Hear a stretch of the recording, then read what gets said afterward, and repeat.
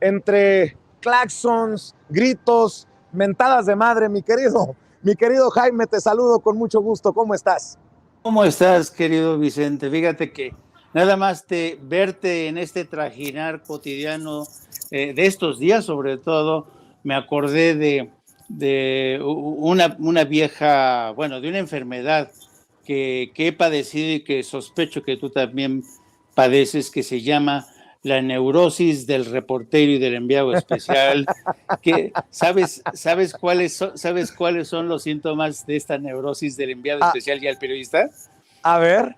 Dice, a veces voy deprisa hacia ninguna parte, huyendo de mí mismo y exponiéndome a las realidades de otros. Así te veo, de arriba para abajo, exponiéndote a las realidades de otros, pero muy buen trabajo, la verdad, ¿eh? Yo no sé, la verdad, cómo aguantas este trajín. Ayer te aventaste, Dios mío, qué jornada la de ayer. Muy buena cobertura, querido Vicente. Gracias, Jaime. Pues de Querétaro a la Ciudad de México, la marcha feminista, hoy en la Cámara de Diputados temprano, estamos de regreso aquí en el centro histórico. Y mi querido Jaime, la pregunta del millón, porque esto no lo ha respondido ni Margarita Zavala ni Claudio X González, pero creo que está para el análisis. ¿Por qué la oposición no quiere la revocación de mandato? Incluyamos en la oposición hasta Lorenzo Córdoba y a Ciro Murayama y a muchos analistas y a muchos comentaristas de radio y televisión.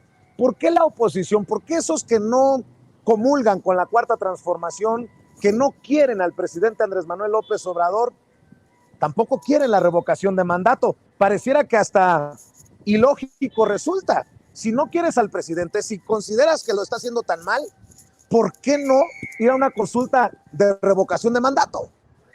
Sí, mira, yo creo que en principio habría que ver cuál es la versión que te dan los opinólogos, comentócratas de los medios tradicionales.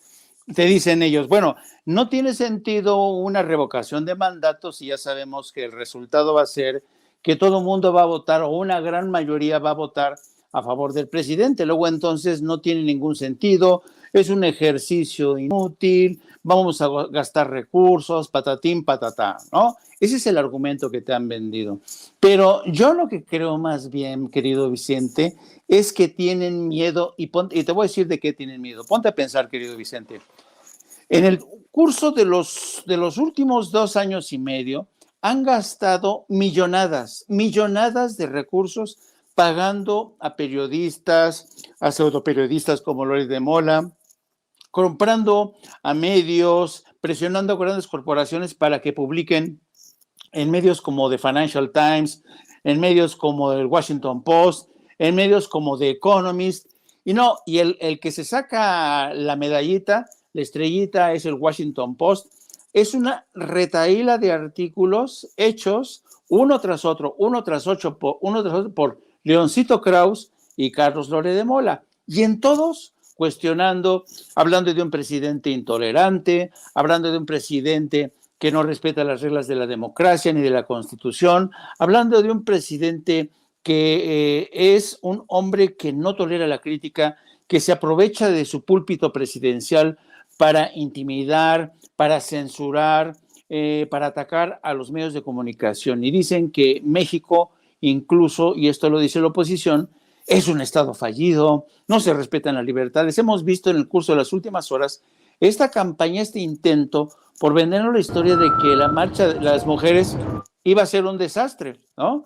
Y mira por dónde. Entonces, yo lo que creo que temen es que esta narrativa que les ha costado mucho dinero y mucho esfuerzo, de que tenemos un presidente que es un tirano, no gobierna México, está de violencia, el país está en llamas, no se corresponde con la realidad. Y entonces, el próximo 10 de abril, si la mayoría de los ciudadanos le dan su refrendo al presidente, ¿cómo vas a conciliar esta voluntad de una mayoría con la narración, con la campaña que te han mostrado toda esta gente diciendo que vivimos en un estado fallido? Y yo creo que por eso no quieren que este esfuerzo denodado que han echado, le han echado toda la carne en el asador. La gente se va a dar cuenta, incluso la opinión pública internacional que aquellos desde el Financial Times, el New York Times, el Washington Post y The Economist han cilindriado desde México diciendo no, nosotros vamos camino a Venezuela, somos un país que está al borde del cataclismo. ¿Y cómo van a explicar después de esta intensa campaña que el presidente recibió un refrendo de la mayoría? Hay vaticinios, por ejemplo, el periódico El Financiero asegura que el presidente va a ganar una relación de más de 60 y tantos % contra el 30%, y el resultado va a ser de una amplia mayoría a favor de la continuidad, por supuesto, del presidente Andrés Manuel López Obrador. Entonces, ese es el temor que tienen, es el temor que se descubra el montaje que han realizado durante los últimos 2 años y medio para presentar a este mandatario como un dictador y como a México, bajo su mandato, como un Estado fallido. Oye, mi querido Jaime, por lo que estás hablando es que es importante porque pareciera que el presidente es el único que le hace frente a esta guerra sucia. Por eso parece para muchos repetitivo, pero es importante que el presidente todas las mañanas desde el Palacio Nacional esté hablando de estos esfuerzos que han de costar mucha lana. Por ejemplo, vamos a ver y escuchar al presidente Andrés Manuel López Obrador asegurar que hay una estrategia mediática golpista de debilitamiento al gobierno y que se ponga el saco a quien le quede. Vea y escuche. Y por eso esa estrategia golpista, mediática golpista, de debilitamiento al gobierno. Afortunadamente, el pueblo de México es mucha pieza, mucha pieza. No tienes de las vallas. Bueno, este es. Sí, pero no, está bien eso que este es el metro. Aquí se les cayó el. Mire, esa es la valla, pero debe haber otra, sé que no estén. Ahí está, mire. Es más, hoy el presidente Andrés Manuel López Obrador habló directamente de comunicadoras como Azucena Oresti. Azucena Oresti, que es la conductora estelar de Milenio, que se suma a la lista de personajes señalados por su sesgo, por lo que dicen en sus coberturas. Así lo dijo el presidente sobre Azucena Oresti. No nos quiere la señora. Algo así dijo. A ver, vamos a ver y escuchar. Azucena Oresti, transmitiendo en vivo.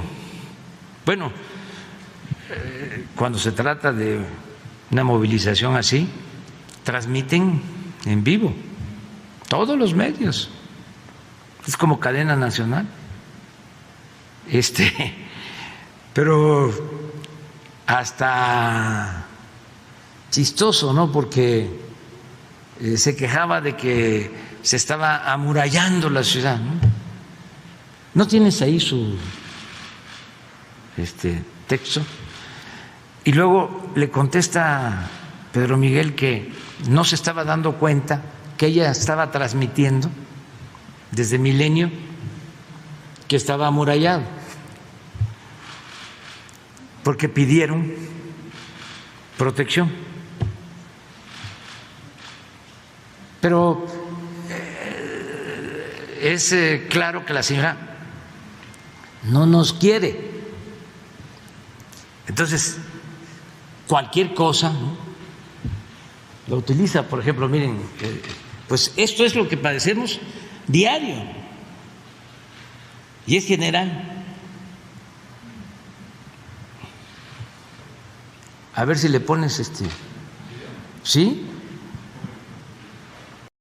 Y fíjense que hasta cómo estarán las cosas que hasta Lili Téllez, la senadora del PAN Lili Téllez, salió al golpeteo contra el presidente Andrés Manuel López Obrador, ahora al defender a Azucena Oresti. No sé si tengan por ahí, compañeros, el tuit de Lili Téllez, que sale a golpear al presidente Andrés Manuel López Obrador y hacernos malpensar a muchos, pues de que hay una campaña, hay una concatenación de voces y esfuerzos contra el presidente Andrés Manuel López Obrador. Dice, la periodista Azucena Oresti es una profesional. Le exijo al presidente que se disculpe públicamente con ella por calumniarla. Ya basta del abuso y de la cobardía de atacar a una ciudadana de bien y en cambio felicitar al crimen organizado con todo el peso oficial de la mañanera. Y es que Azucena Oresti más temprano había dicho, no, señor presidente López Obrador, yo no recibo consigna, no estoy a favor de grupos de intereses creados, le pido de la manera más respetuosa mostrar las pruebas de sus dichos. Mi querido Jaime, creo que bueno, aquí también está Kenia López Rabadán, la otra senadora del PAN que es muy mediática, dice, el hashtag AMLO misógino es tendencia por poner vallas para no escucharnos. No, se pusieron vallas y funcionaron alrededor de Palacio Nacional y de Catedral. Funcionó, porque no se registraron incendios, no se registraron los enfrentamientos de otros años. Dice, por destruir las estancias infantiles, no detener los feminicidios, destruir los presupuestos para mujeres, atacar a Azucena Oresti por decir la verdad. Ya basta, queremos justicia. Nos hace falta también un tantito de gallardía por parte de la oposición, periodistas como Lourdes Mendoza, la que dijo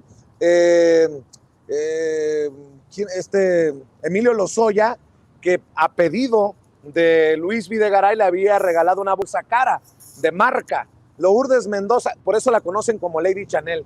Lourdes Mendoza, retuiteada por Margarita Zavala, escribe, toda mi solidaridad y mis respetos para ti como periodista, amiga y mujer. Sin duda alguna, tu cobertura fue la mejor en relación a Azucena Oresti y su respuesta al presidente Andrés Manuel López Obrador. Mi querido Jaime, pues no estamos hablando de esta campaña contra Andrés Manuel López Obrador. Pareciera que, insisto, se trata de la competencia de ver quién tira más chicles contra la pared, a ver qué chicle pega. Jaime, con mucho respeto lo digo, yo creo que el presidente ni misógino, ni siquiera ofendió a Azucena Oresti. Si tuvieran un poquito de gallardía en la oposición, también en la oposición mediática, le aceptaban el tiro al presidente, si es que ustedes tienen la razón, y se aventaban un debate recio. Pero no, es más fácil hacerse la víctima, mi querido Jaime. Sí, fíjate que yo he dicho y lo vuelvo a repetir, yo tengo la impresión que los periodistas como Susana Oresti, como la Lili Téllez, como la Lourdes Mendoza, son de este tipo, de esta especie del periodismo, personajes del periodismo que copiaron los malos hábitos de la política. Así son, como los políticos mexicanos. Ya sabes cómo son los políticos mexicanos, son bravucones, echados para adelante, te dicen, no se meta usted con mi honor, por favor, ¿qué le pasa? Yo soy un profesional. Y son prácticamente como personajes de telenovela, ¿no? Se caracterizan primero por comportarse con esta lógica, como decían en las telenovelas mexicanas, ¿no? Como las doñas de la hacienda. Más respeto, yo soy la doña de la hacienda, yo soy Susana Oresti, yo soy Lili Téllez, somos las doñas, se nos respeta. ¿Y por qué? Pues porque sí, porque yo digo, ¿no?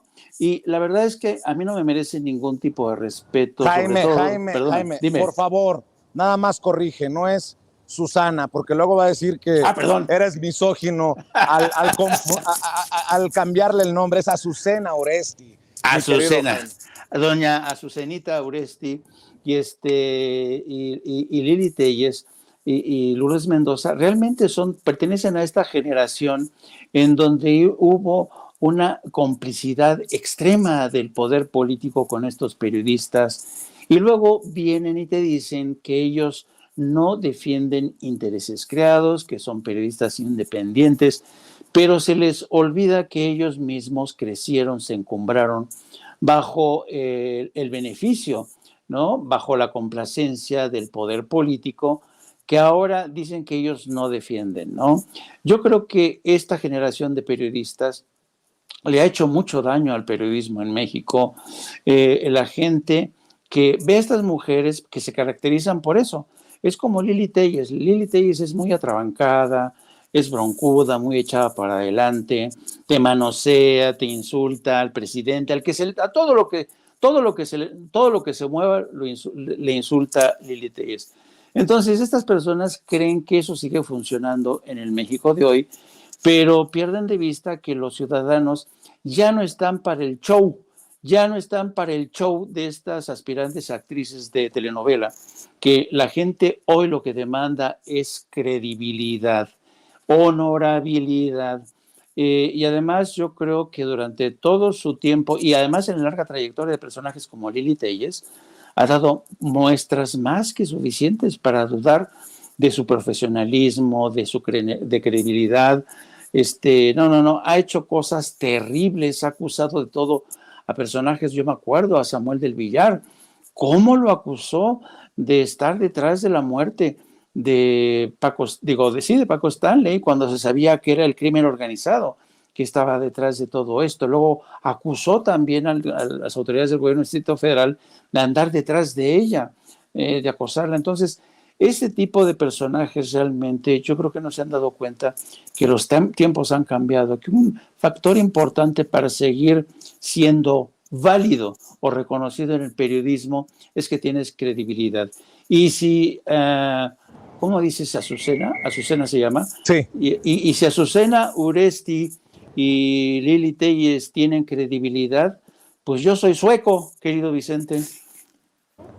No digas esas cosas, mi querido Jaime. Oye, por cierto, estamos viendo cómo se desencadena este conflicto entre Rusia, Ucrania, la OTAN, la Unión Europea, Estados Unidos. Ya Estados Unidos fue a abrir negociaciones con Venezuela para conseguir el crudo que no le va a comprar precisamente a Putin. Lo que hace el petróleo, mágico el petróleo, milagros del petróleo. La pregunta del millón, porque el presidente Andrés Manuel López Obrador también se ha referido a esto en la mañanera. ¿El gobierno de México está preparado para la guerra económica del mundo contra Rusia? Pregunto, Jaime Hernández. Definitivamente, sí. Fíjate que yo creo que hay gente que odia a tal grado a Andrés Manuel López Obrador que jamás le van a reconocer nada en absoluto. Pero yo creo que en muchos sentidos Andrés Manuel López Obrador tiene esta virtud que José Vasconcelos solía decir, que es un personaje, es un hombre que es capaz de asomarse al futuro. Es un estadista que sabe levantarse por encima de la media y barruntar hacia futuro, ¿no? Y mira por dónde, en medio de esta guerra encarnizada, hoy en la mañana, en madrugada, tiempo de México, el ministro de Relaciones Exteriores de la Unión Europea, Josep Borrell, se lanzó un discurso ante la Unión Europea del tipo de Churchill: les ofrezco sangre, sudor y lágrimas, para pedirles a todos los ciudadanos de la Unión Europea que le bajen a la calefacción y que se acostumbren a vivir una época dura en términos económicos, porque se va a encarecer todo: granos, trigo, gas, petróleo, gasolina. La gasolina está disparadísima ya en Europa, lo mismo que en Estados Unidos. Y Josep Borrell hablaba de la importancia de tener en cuenta a veces la interdependencia de las naciones es buena, pero cuando pasan este tipo de conflictos te demuestran que a veces la interdependencia no es buena.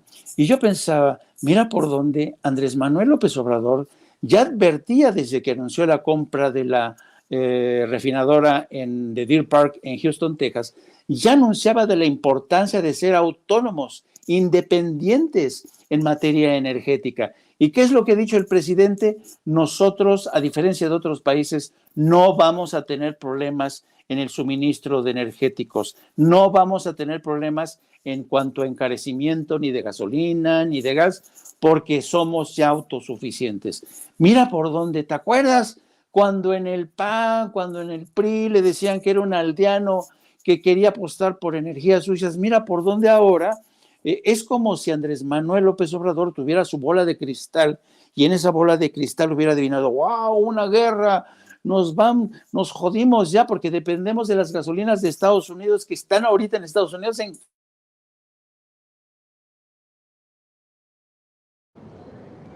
Bueno, creo que perdimos la conexión con el... Ahí está, mi querido Jaime. Como si tuviera una bola de cristal, dices, el presidente Andrés Manuel López Obrador y hubiera adivinado que se venía la guerra y que el barril del petróleo iba a andar por los $115. En fin, de esto estabas hablando, mi querido Jaime Hernández.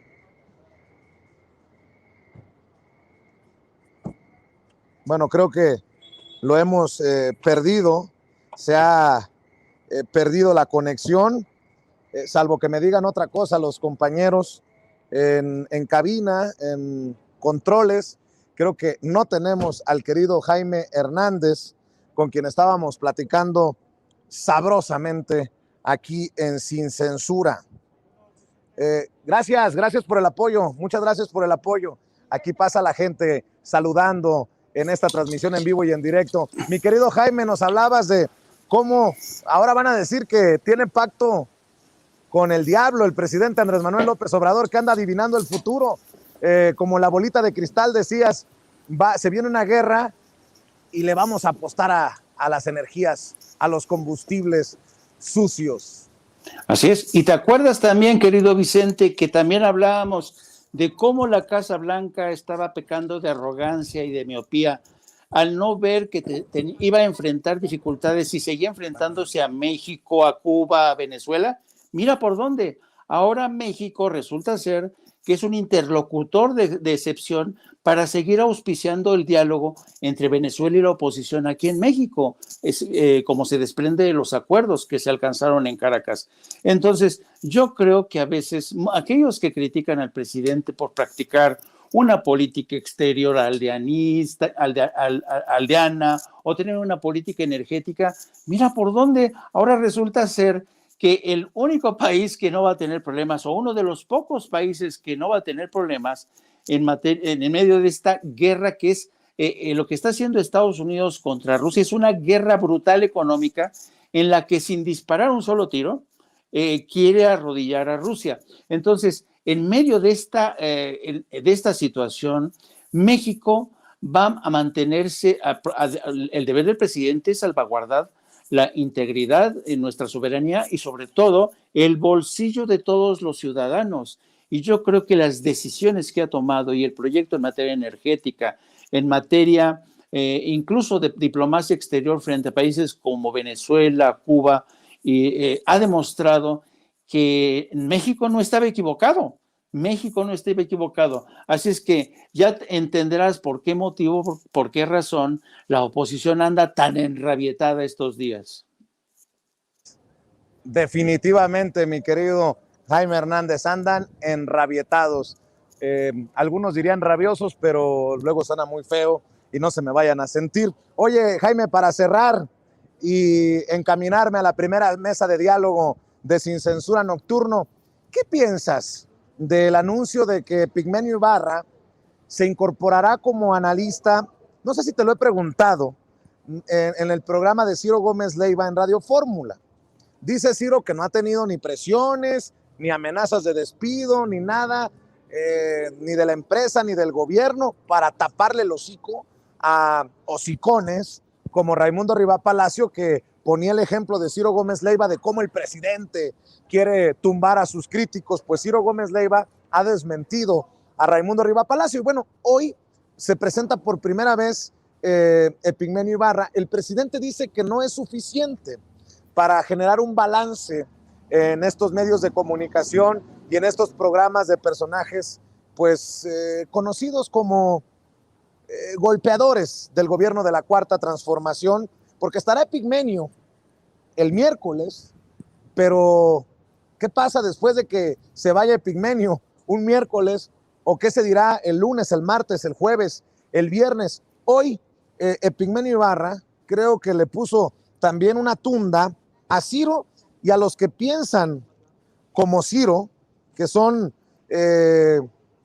críticos destructivos, por decirlo de alguna manera, del gobierno de la Cuarta Transformación.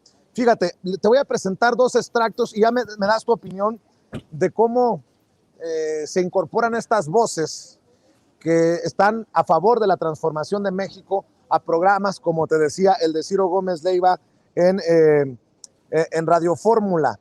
Fíjense nada más lo que dice Epigmenio Ibarra. Para empezar, abrió con fuego. Aseguró que la violencia contra el narco no sirve y madreó a Calderón y a Peña Nieto ahí en ese espacio en el que han apapachado a Felipe Calderón, en donde no le han hecho preguntas incómodas a Felipe Calderón. Ahí estuvo Epigmenio Ibarra esta mañana y esto fue lo que dijo. Toda una estrategia para sacar a las Fuerzas Armadas, a la violencia, a la guerra de la estrategia de gobierno. Y yo te decía, sin embargo, las cifras de violencia, el número de muertos por la violencia es más alto que en los peores momentos del gobierno de Peña Nieto o del gobierno de Felipe Calderón. Pero, lo que nunca se dice es que hoy el Estado, las fuerzas del Estado, no son los principales violadores de los derechos humanos como lo fueran durante los últimos 12 años. Y además hay otra cosa. Cuando tú desatas la guerra, desatas el infierno. Hay una ley que se llama de proporcionalidad de medios en la guerra.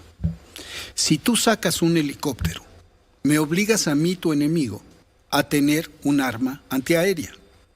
Aunque sea un RPG-7, que no es propiamente. Si sacas un vehículo blindado, me obligas a tener una Barrett que perfore blindajes. Es una ley. Cuando emprendes una guerra, lo primero que tienes que calcular es 3 cosas del enemigo: su capacidad logística de aprovisionamiento, de armamentización, su capacidad financiera y su capacidad de reposición de bajas. Felipe Calderón era un remedo de general. Ninguna de estas 3 cosas consideró. Y resulta que entregó al país a una violencia demencial que no para cuando tú retiras tus fuerzas. ¿Por qué? Porque has dejado el país en manos de bandas criminales que eran delincuentes, pero hoy son una fuerza combativa sanguinaria y feroz. Que lo eran antes de que asumiera Felipe Calderón. No. En Nuevo Laredo, en Michoacán. Eran localizadas y su capacidad logística. No sé, pero bueno, habría que analizar caso por caso. Échate para atrás y revise los procesos de armamentización. Sí. Nuevo Laredo, 2006, Michoacán, 2005. Zonas muy limitadas, y a la hora de tomar la decisión Jalisco, de declarar la guerra, Veracruz, detonó Sinaloa, todo eso y provocó un desorden en el país. Dice el presidente que pateó el avispero. Hizo más que eso. Desató el infierno. ¿Y dónde estamos hoy, Epigmenio? Hoy estamos en la segunda mitad de este gobierno. Hoy estamos en una apuesta que no tiene que ver con la violencia. La violencia contra el narco no sirve. No sirve, no lo paras con fusiles. ¿Y entonces? Tienes que atacar las causas, no las consecuencias. Mientras atacas las causas, ve las historias que ha hecho Humberto Padgett en Zacatecas de los pueblos que se han vaciado. Anoche presentamos en la televisión el regreso con los soldados de unas personas a Sarabia, Zacatecas. Es la guerra. Llegaron a ver la destrucción, lo poco que tenían. Así es. Desecho. Así es. Y ya vamos a la mitad de este pues gobierno. Pues es que tú no puedes matar a tantas personas durante tantos años. Fueron 6 años y de este llevamos 6 y Peña Nieto. ¿Peña Nieto qué hizo? ¿Se cruzó de brazos? Y entonces Peña Nieto hizo exactamente... No. ¿Va a administrar qué? 12 años de guerra. Transforman un país y abren heridas que tardan generaciones en cerrarse. La gente piensa que la guerra fue un juego. Los que la han vivido, esos que regresaron a Sarabia, saben que regresaron y se volvieron a ir porque saben no pueden vivir saben ahí, sí. Las heridas que eso causa. Saben que las venganzas cruzadas duran décadas. Desgraciadamente, si tú analizas la historia de las guerras y lo que dejan en la población, el nivel de degradación. Entonces yo sí acuso a Felipe Calderón de habernos impuesto el infierno. Y sí acuso a Felipe Calderón de lo que se vive hoy. Y a Peña Nieto. Ambos son responsables. Porque ambos eran los comandantes supremos de la Fuerza Armada. ¿Y cuál es la responsabilidad de López Obrador ante el México de hoy, ante la violencia del Su México de hoy, responsabilidad. ante Sarabia, Zacatecas, muy bien, la herencia y la guerra y quieres? todo? Él tiene que gobernar hoy. Tiene que Él gobernar tiene que hoy. proteger a la gente en esas regiones. Y eso no está ocurriendo, Epigmenio. Tiene que no gobernar está hoy. ocurriendo. Tiene que gobernar hoy, Sí. cambiando la lógica perversa de la degradación y la violencia. Sin resultados. Tiene que Sin atacar. resultados. Tardan más. No los veremos en este sexenio. No necesariamente. Tardan más. El nivel de descomposición del país. Y en ese tono se dio el debate entre Ciro Gómez Leiva y Epigmenio Ibarra. Creo que Epigmenio fue a dar cátedra y fue a básicamente decirle a Ciro: has quedado como payaso cuando has tenido enfrente a Felipe Calderón y no lo has cuestionado. Lo que también fue importante que fue a decir en este programa del golpeador Ciro Gómez Leiva, en la golpeadora Radio Fórmula, este análisis que hace precisamente Epigmenio Ibarra. Y a esto le están apostando en la lucha contra López Obrador, en la guerra sucia, en deshumanizar al personaje. Esto me pareció muy interesante. Escuche. Horas de nosotros. Es muy sorprendente y yo les pido a quienes nos sigan y nos escuchan que se pongan atención a una cosa. La matriz de los insultos que hoy caen sobre ti a causa de mí. Pretenden deshumanizarnos. Yo soy menos que cosa. De rata inmunda, de viejo decrépito, de lamehuevos, de cacas, no me bajan. ¿Por qué? Porque hay estrategia. La estrategia es la violencia verbal que incita a la violencia física, por un lado. Y la estrategia es la misma que los nazis seguían con los judíos.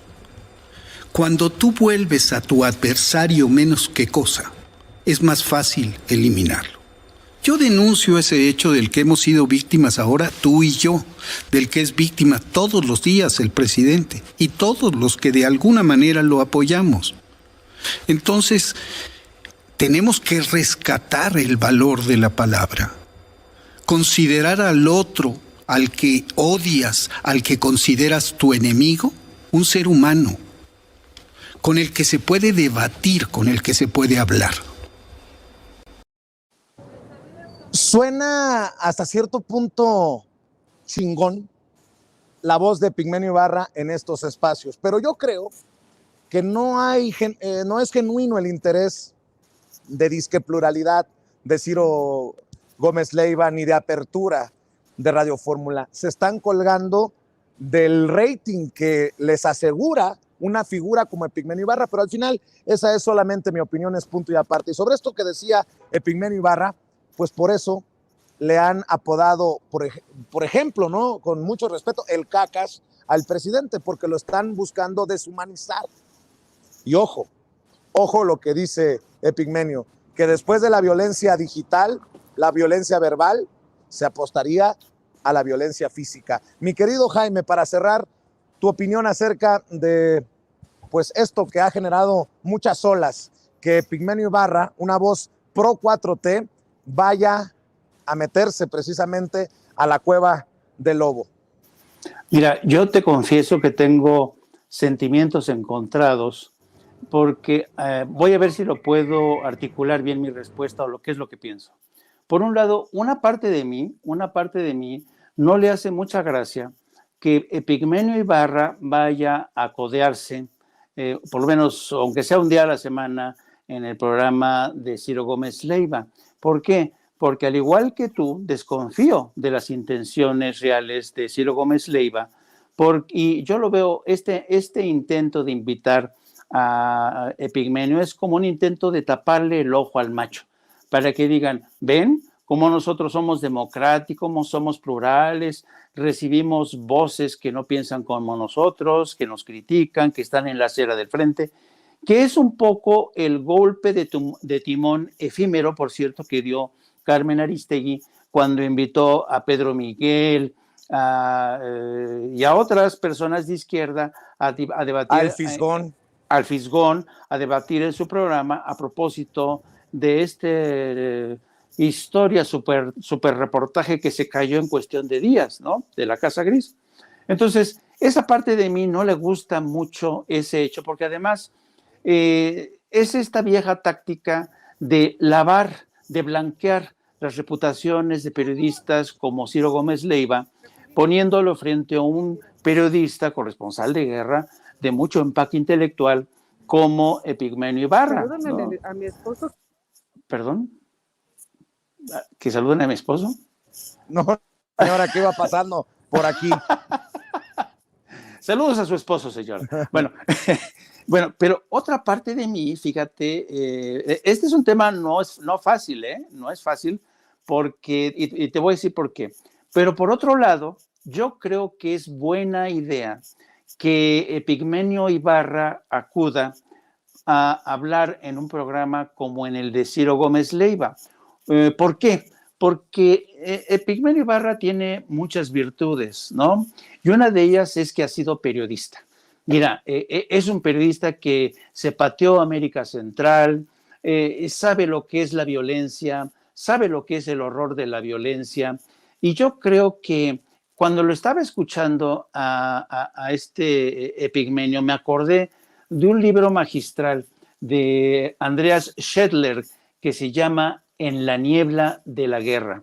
Bueno, durante 12 años, los que mencionaba Epigmenio, durante 12 años, los medios de comunicación y periodistas como Ciro Gómez Leiva nos sumergieron a todos en esa niebla de la guerra que nos impedía ver con claridad qué es lo que en verdad estaba pasando, ¿no? Pocas veces te asomabas a esa ventana donde podías ver el horror, las fosas comunes y todo este rollo. Y curiosamente, fíjate por dónde, Vicente, es durante la presidencia de Andrés Manuel López Obrador donde esa niebla se disipa y somos capaces de ver a través de esa ventana no el horror de hoy, que sigue estando ahí, pero ese horror que viene del pasado, ¿no? De 12 años consecutivos. Entonces, que un personaje como Epigmenio Ibarra, que es experto en desbrozar y soplar y despejar nieblas, venga y le diga en su cara, no, espérame, no, esta mierda viene desde hace mucho tiempo atrás y ustedes la callaron, ustedes contribuyeron con su silencio, y ahora se asombran y dicen, no, pues es que esta es ahora responsabilidad de Andrés Manuel López Obrador. ¿Ya no se acuerda, Ciro, todos estos años de encubrimiento en el que participaron periodistas, intelectuales, diplomáticos? Yo me acuerdo de Arturo Sarucán como embajador de México en Washington durante la presidencia de Calderón, cómo regañaba a los corresponsales extranjeros por consignar las carnicerías que había en México. Entonces, yo creo que este intento burdo de Ciro Gómez Leiva de taparle un ojo al macho, él o su patrón, pues no va a llegar a ningún lado, porque a mí ya nadie me convence del hecho de que Ciro Gómez Leiva es un farsante. Eso yo estoy seguro. Nadie me va... A mí ya se perdió la oportunidad de redimirse Ciro Gómez Leiva. En cambio, creo que de este lance Epigmenio Ibarra puede salir muy bien librado, a pesar de los insultos que le llueven. ¿Por qué? Porque su misión, ahora sí que su misión en esta cueva del lobo va a ser disipar esta niebla, y poner frente a nuestros ojos, toda la realidad horrorosa, todo ese horror que periodistas como Ciro Gómez Leiva contribuyeron a sembrar para que todos los mexicanos creyéramos que estábamos viviendo en el país de las maravillas, ¿no? Con una democracia cuasi perfecta, ¿no? Donde los casos de violencia eran casos aislados, ¿no? Donde no había riesgo de Estado fallido. Y ahora se asombran que porque asesinan a 17, ¿esto no pasaba antes? Pues claro que pasaba. Entonces, yo no sé si me he dado a entender, querido Vicente, pero creo que es complicado ver, y a mí no me gusta realmente, es como el experimento que están haciendo y han hecho el Washington Post con Carlos Loret de Mola, que lo mezclan a una manzana podrida con manzanas buenas para limpiarle la reputación a Carlos Loret de Mola. Tampoco lo va a conseguir, ¿me entiendes? Pero en el caso específico de Pigmenio es un hombre con muy robusto intelectualmente, y yo estoy seguro que va a salir bien librado.